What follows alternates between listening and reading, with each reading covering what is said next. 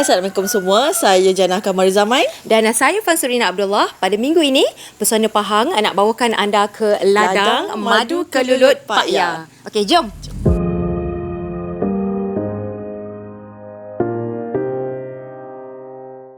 Hai, selamat datang. Okey, terima kasih. Ini kalau anda nak, kita perkenalkan dulu pemilik ladang ni iaitu Encik Haziman Zakaria. Okey, Cik Haziman, mungkin boleh bawa kita pusing-pusing tengok Boleh? kawasan ni? Alright, jadi kami bermula dari tahun 2016 dan sampai sekarang lah. Okey, jadi produk utama kami sekarang adalah madu kelulut lah. Jadi ini adalah log madu kelulut lah, kalau puan-puan boleh lihat kan.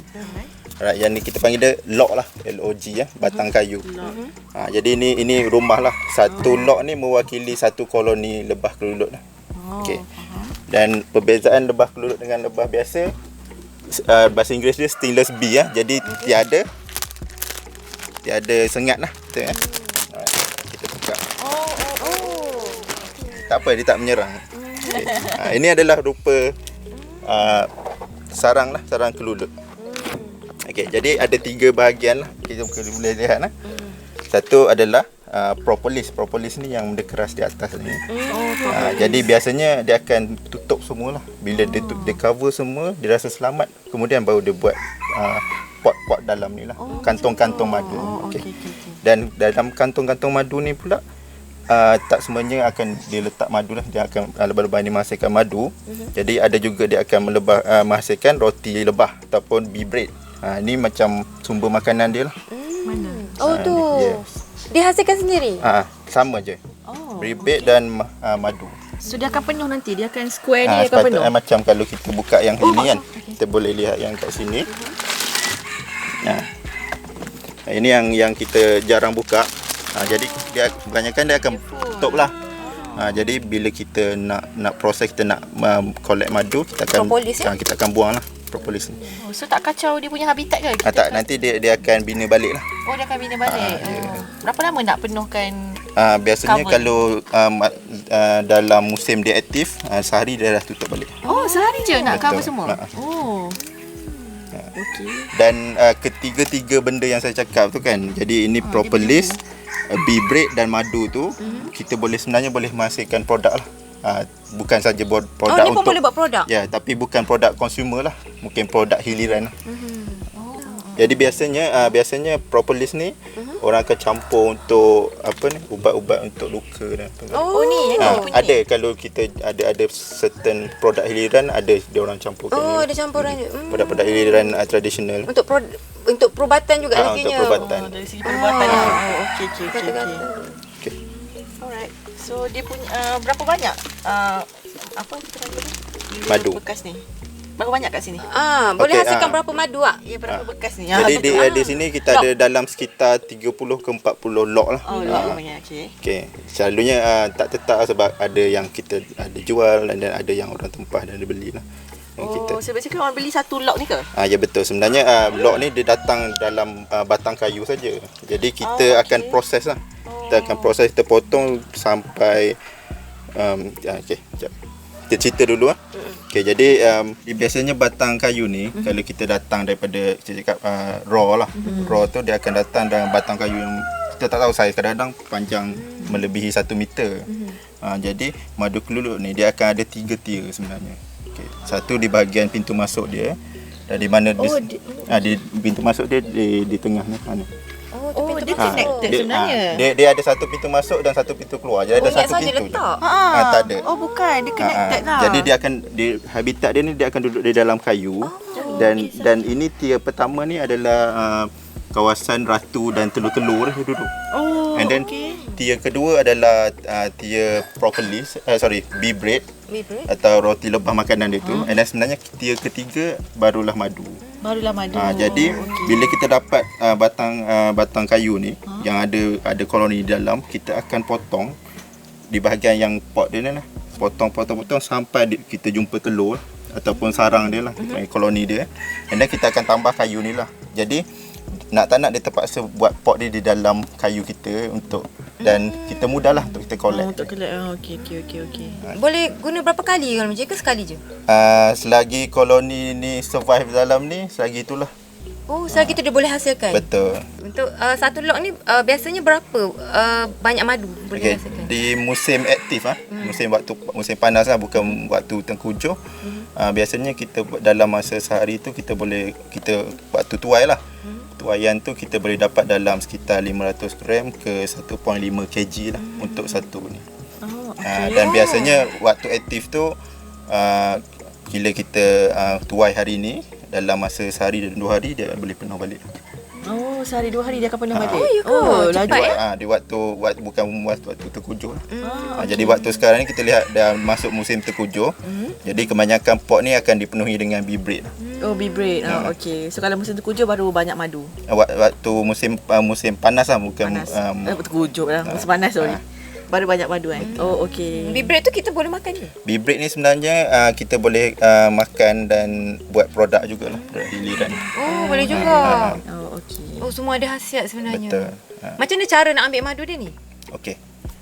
Kita akan pakai pump. Oh, okey. Sekejap, saya ambil pump. Tapi tak ada bateri juga.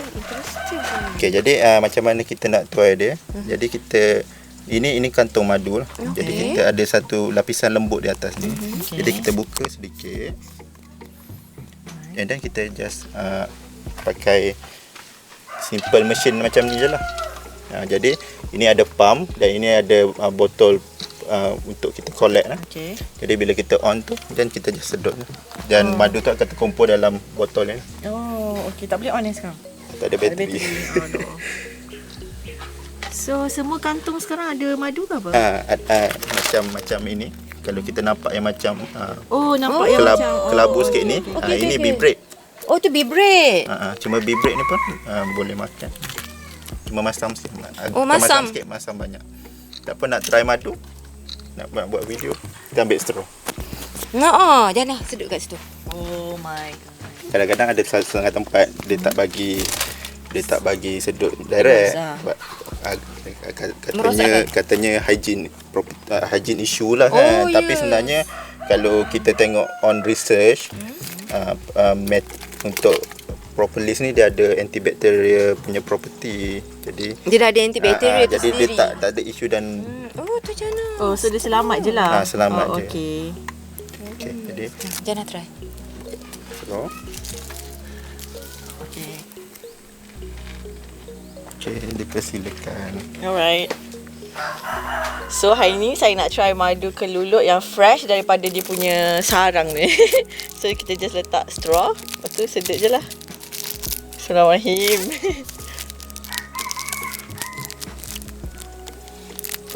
Bagaimana rasa? Masam. Memang masam. Dia macam minum air asam Jawa. Betul. Rasa dia pekat. Macam Pati. dia macam betul-betul pati. So sedap. Siapa yang suka masam memang suka. Cara madu terhasil sebab tadi kita ada bee bread dan kita ada madu. Okey, di sini dah ada sebut tentang debunga dan nektar. Mungkin Cik Haziman boleh. Okey, jadi ini anda kata proses macam mana lebah kelulut ni. Jadi bekerja lah kita panggil lah.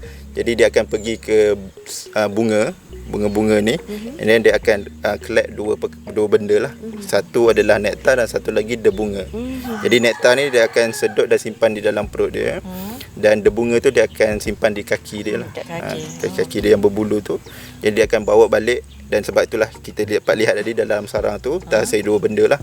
Satu bee bread dan satu lagi madu. So Encik Haziman, boleh tak kita tahu bercerita pada penonton apakah kebaikan madu kelulut ni? Okay, jadi antara khasiat-khasiat utamalah.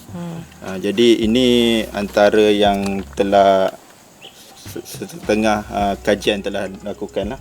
Jadi antara manfaat bagi madu kelulut ni kita dapat lihat dia boleh dikatakan dapat merawat kencing manis, menyembuhkan penyakit asma, mengubati radang sendi, mengurangkan kadar kolesterol dan menyebabkan gout lah.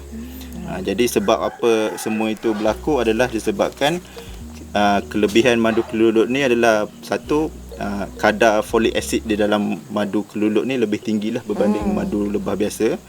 Dan kadar gula madu keluluk ni adalah rendah berbanding madu lebah biasa. Oh, okey. So penghasilan utamanya adalah untuk proses kesihatan ke macam mana untuk Kebanyakannya daripada customer atau pelanggan-pelanggan saya ni, kebanyakannya datang daripada yang mengalami masalah kesihatan lah. Jadi mereka consume ataupun mengambil produk kami ni adalah bertujuan untuk suplemen tambahan lah. Ada juga yang gunakan dalam masakan.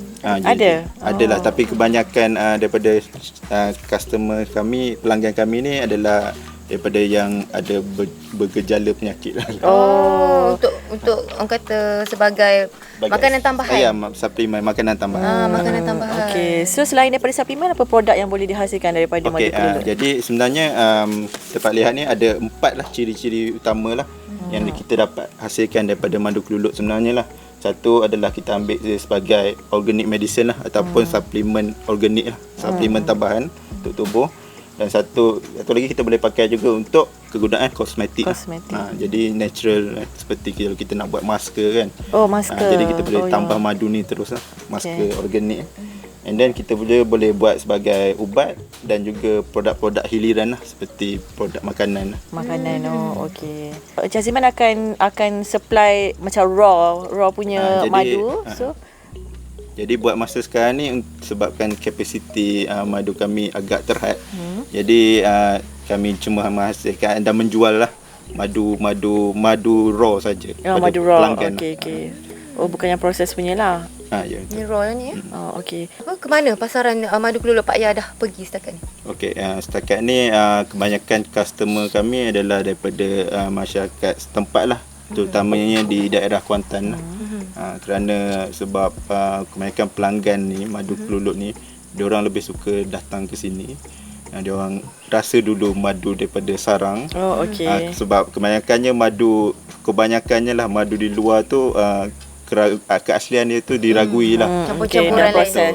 Jadi kebanyakan customer kami ni dia suka datang, dia rasa dulu kan, dia rasa dulu yang kami belum packing, and then kemudian baru dia orang beli. Tapi ada juga, kami juga pasarkan di pasaran online. Jadi ada jugalah pelanggan-pelanggan daripada Johor, pelanggan tetap lah, Johor, Selangor, di Perak, dan itu melalui proses pengepos-pos lah. Dan kami juga pernah mendapat customer daripada Singapura juga lah. Ada daripada luar. Okey. So khasiat dua-dua sama je kan? Sama. Cuma rasa je yang berbeza kan? Khasiat dia sama je. So selalunya kalau yang manis tu mungkin more untuk budak-budak lah kan, yang suka yang manis. Cumanya rasa tu memang tak akan sama lah. Maksud dia rasa tu pun akan berubah mengikut musim. Di keadaan sekeliling ni lah. Jadi faham. Betul. Jadi itu sebab disebabkan itulah juga mungkin pelanggan kami dia lebih suka datang. Sebab setiap kali mereka datang, rasa itu takkan sama. Dan warna pun sebenarnya takkan sama. Ini yang gelap sikit ni apa? Yang gelap sikit ni?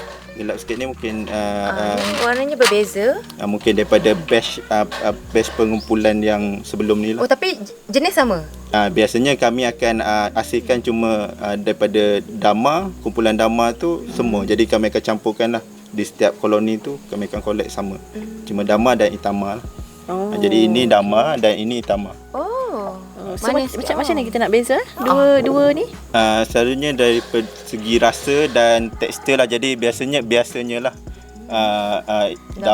dama ni dia lebih cair lah berbanding itama dia likat sikit. Tapi masih cair lah, dia tidak selikat madu lebah biasa juga. Okey, faham. Cik Azman, sekarang kita nak cerita tentang produk. Okey, kalau macam ni, ini standard untuk dipasarkan lah ni. Okey, jadi buat masa sekarang, sebelum ni kita ada buat 3 variasi lah. Satu dari packaging 100 gram seperti ini, dan satu lagi 200 gram, dan juga madu stick. Madu stick. Tetapi kita dapat feedback daripada customer dan semua, jadi lebih mudah kita selaraskan untuk kita buat 100 gram saja. Sebab kan kebanyakan madu ni harga dia agak mahal lah. Jadi kami sebenarnya berdaftar dengan Pertubuhan Madu Keluluk Negeri Pahang. Jadi kami telah selaraskan harganya tu di dalam range untuk 100 gram tu daripada harga RM35 ke RM45. Macam ni. Untuk besar ni. Jadi di sini kami jual RM35, tapi kalau customer ambil 3 akan kita bagi 100 lah. Kepada pelanggan yang nak datang, jadi mereka boleh Google je lah Waze ataupun cari di Google Map Madu Kelulut Pak Ya, dan semua lokasi dan informasi tentang masa waktu pembukaan dan semua tu ada di situ lah. Oh, so ada Instagram ke? Facebook page. Oh, Facebook page. Okey, itu dia tadi kita dah bawa anda melawat ke ladang Madu Kelulut Pak Ya. Dan terima kasih Encik Aziman kerana sudi menerima kedatangan kami di sini. InsyaAllah sampai jumpa lagi di Pesona Pahang akan datang, dan teruskan bersama Pahang Media.